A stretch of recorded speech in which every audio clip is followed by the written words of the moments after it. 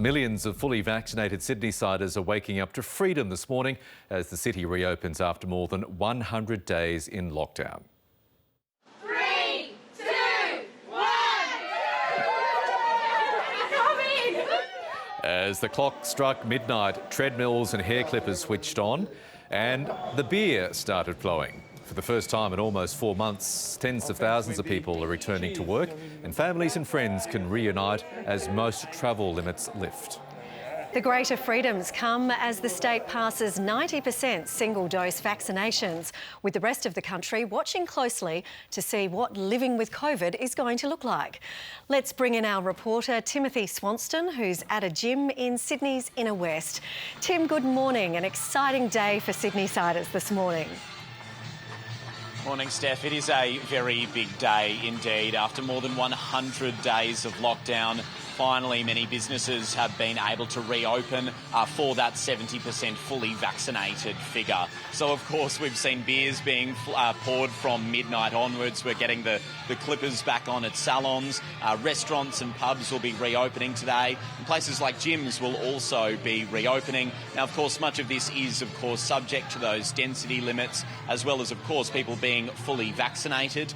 We're still exactly, waiting on the vaccine passport system for many places in New South Wales, but a lot of people are getting by through whether it be the vaccine certificate on their Medicare app and managing to prove their fully vaccinated status. But it is a very big day here in New South Wales, and I'm sure people will be celebrating in any way that they can. And what's happening where you are? Yes, I'm at Tribe Leichhardt. Now, there's some very excited people who are getting their sweat on. The tunes are absolutely pumping. It's been a long time coming, more than 100 days or so.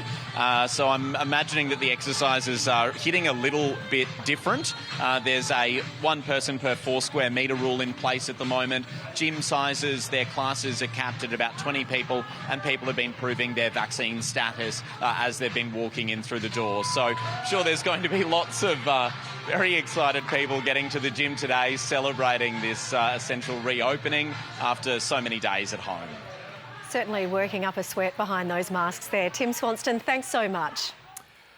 Also today, hairdressers are allowed to reopen, but with strict rules in place. Salon owner Joe Bailey, probably one of Sydney's best-known hairstylists, joins us now. Joe, good morning. Good morning. How is business? Very well. Unmasked. Excellent. How has business been so far? When did people start arriving? Oh, we were here at 6:30 this morning. We've got 2 rosters with the cap of 5 people, which is logistically a little bit difficult, but we're so pumped to be back and grateful. And how long's the waiting list, looking ahead? Oh, look, how long's a piece of string? We're obviously fully booked out for now, but still taking bookings.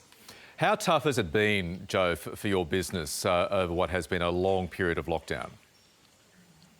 Well, look, it's been tough. 106 days is a long time without income. It's tough for anybody. I feel sorry for smaller businesses than ours, the hard-working Australians who have small businesses. I mean, we're in a lucky position that we managed to get through it. Our staff have been incredible and very supportive. They're all double-vaxxed. We're all here and we're ready to cut your hair.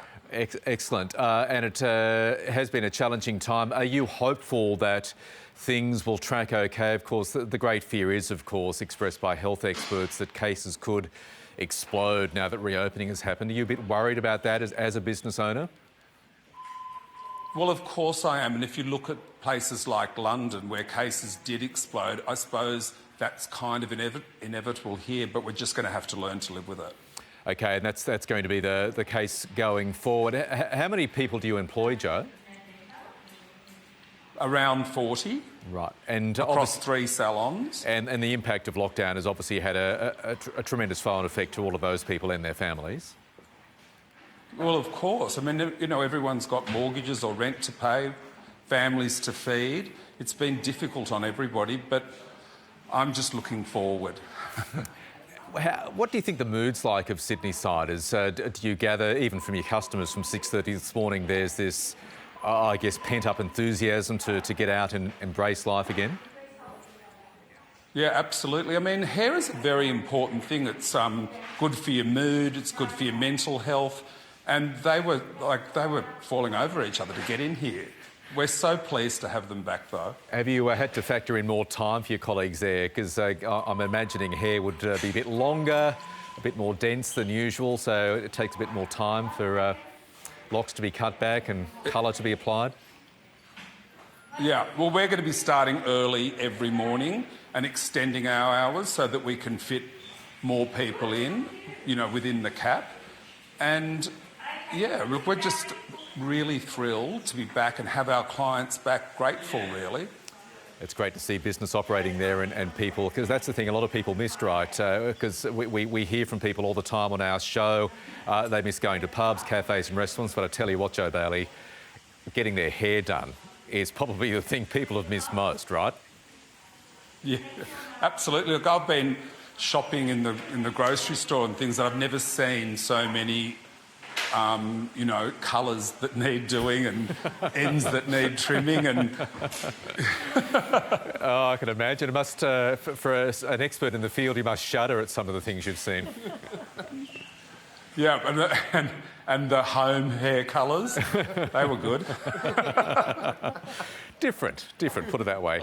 Hey, Joe. Yeah, different. Yeah.